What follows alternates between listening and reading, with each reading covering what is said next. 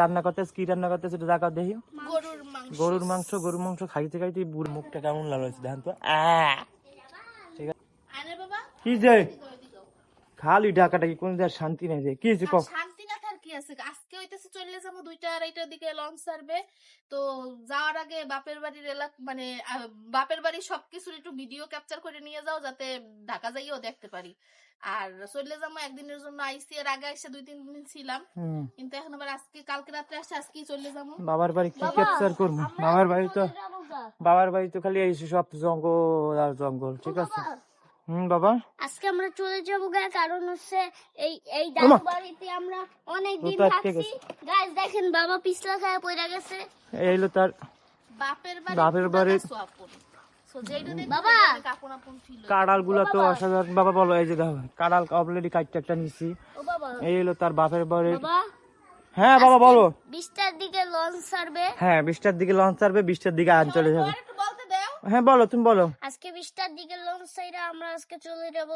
মনির ভাইয়ারাও যাবে সঙ্গে। ঠিক আছে। ভাইজানও যাবে। এই হলো তার বাপের বাড়ি। বাপের বাড়িতে তার এই যে একটা কাঁড়াল গাছ আছে, অনেক বড় কাঁড়াল। এটাতে অনেক কাঁড়াল হইতে এবার বেশি হয় নাই। তারপরে এই হলো তাদের পাকের ঘর। আপনারা সবাই দেখে রাখেন। আর এই রান্না করতেছে, কি রান্না করতেছে একটু দেখাও দেখি। গরুর মাংস খাইতে খাইতে বুড়ো হয়ে গেলাম গা। এই হলো তাদের পুকুর। ঠিক আছে, এই আমার কিছু ট্যাপ করে নেওয়ার কথা থাকলেও এখন আর মনে জাগ দিয়ে আছে না। এই হলো একটা নাহল গাছ, মানে এমন কিছু নাই আমি এখন তুলবো না সব। এই হলো লকট গাছে লকট হয় না কিনলে গিয়া বললাম না কাহিনী। আর ওইটা হলো তাদের পুরান একটা জিনিস দেখাই না, দেখা দিই না। আগে একটা জিনিস এই পাশে যে অনেক কৃষ্টি হয়েছে দেখছো। এই পাশে এই যে বেগুন টেগুন কত কিছু, এই যে পুঁই শাক হয়েছে। মানে গ্রামের বাড়ি এইটাই বেশি ভালো লাগে, এই যে পুঁই শাক কত সুন্দর, মানে অসাধারণ একটা জায়গা।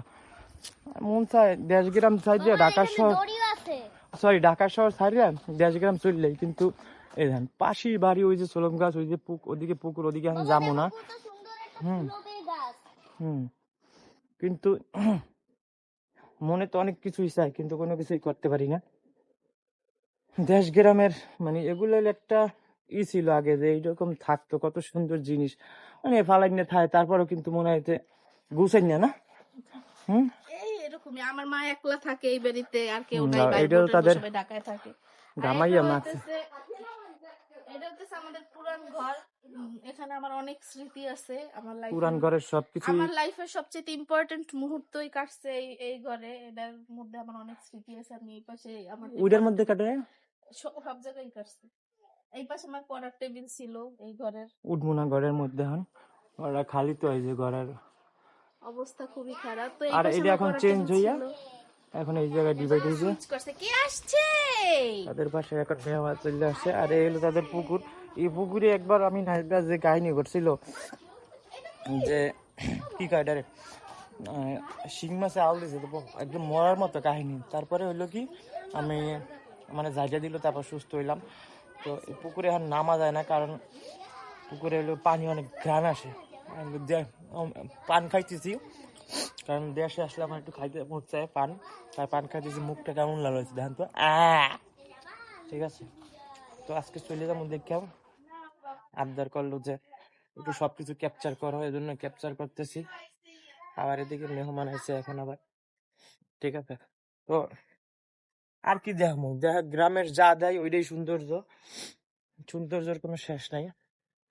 ঠিক আছে, আর আমার বাপের বাড়ি না, তার বাপের বাড়ি যায় আমার গড়লে মানুষের সালাম দিতে দিতে দিন জায়গা। তো কাঁঠাল গাছ, কাঁঠাল আরো হয়েছে, কাঁঠাল কত মানুষ কত কিছু দিয়ে গেছে।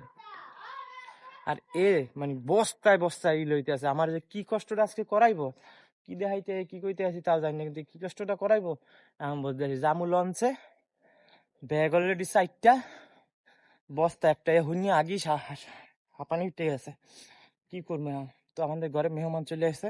তো আজকে এই পর্যন্তই। আল্লাহ হাফেজ, ভালো থাকবেন, সুস্থ থাকবেন।